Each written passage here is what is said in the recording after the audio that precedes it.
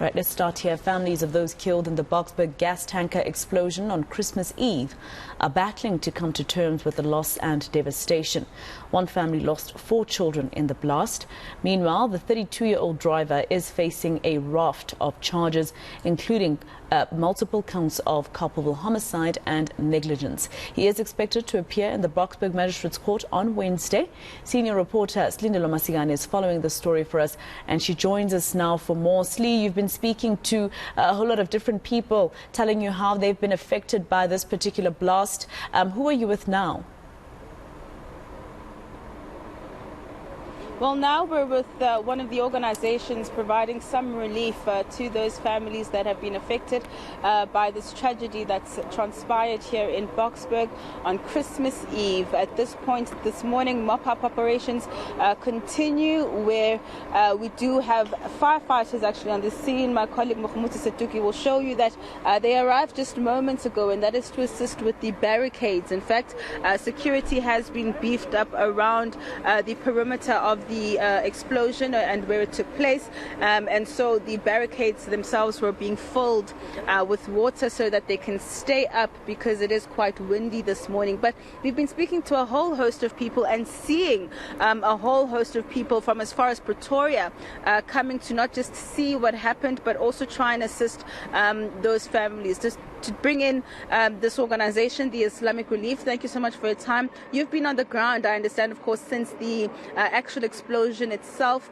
You've witnessed the devastation that's transpired. Perhaps take us through some of the relief you've provided and any assistance perhaps you're receiving from government. A very sad situation after the aftermath of what happened. We have been speaking to families, and we just spoke to an elderly man now who actually said that he was in the house and his daughter was there.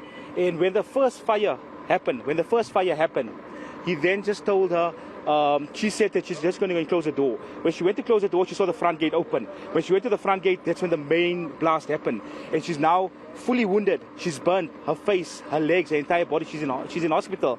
You know, this is just one of the stories. So Islamic Relief is here. We've been here from the time of the crisis, and we are now in the first phase of just giving out hampers, just to help people during this next few days or the next few weeks, you know, just so they could have some relief or some food that they can have over the next few days.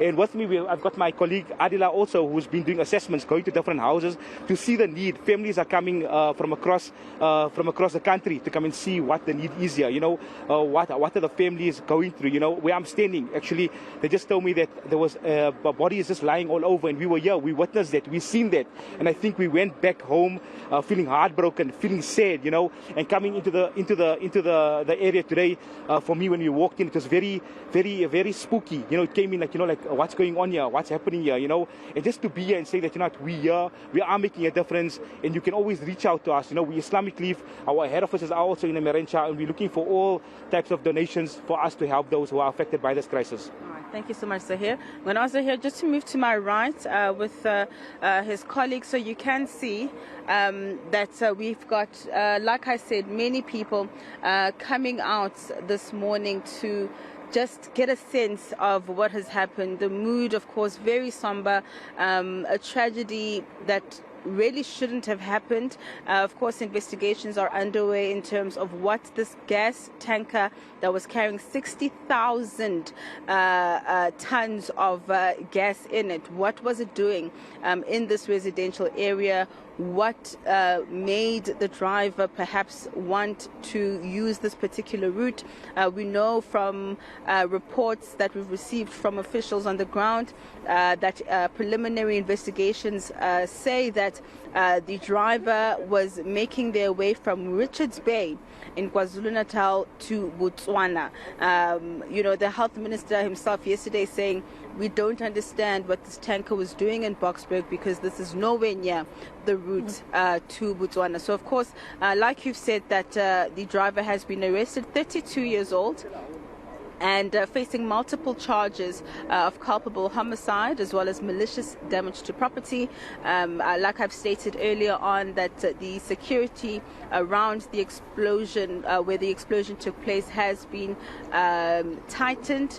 It is a crime scene, And of course, many families have been left devastated. Those who survived also need assistance. One woman we spoke to managed to save herself and her children, but her home is completely damaged and she has no electricity. She can't even sleep in her home anymore because the infrastructure puts her life and those of her children at risk if they stay in the home overnight. So in the evenings they go to sleep at a relative's place. But to give us an update with regards to the mop-up operations as well as the casualties, we spoke to the Ekurhuleni EMS's Ulim Mtladi. Let's take a listen. In terms of fatalities, status quo still remains. We are still at 15 as far as the report is telling us. And in terms of injuries, and we, together with the firefighters as well, 4 of them, they are still in the hospital like we reported earlier on. Then the other 4 has been discharged. And other members of the public that are still in hospital, they are still receiving care. And we're still saying again condolences to those who lost their loved ones in this explosion, and speedy recovery to those who are still in the hospital. So we did have a meeting with the different stakeholders. Moreover, in terms of security around the incident where the actual blast took place. Yes, so we have beefed it up and making sure that now people are not moving in and around because of the rigidity and stability of the structures. One can see that now the other bridge, which is basically the Praza Bridge, where the 4 railway lines have been blown off completely, has basically caved in. So then that is still portray the issue of risk.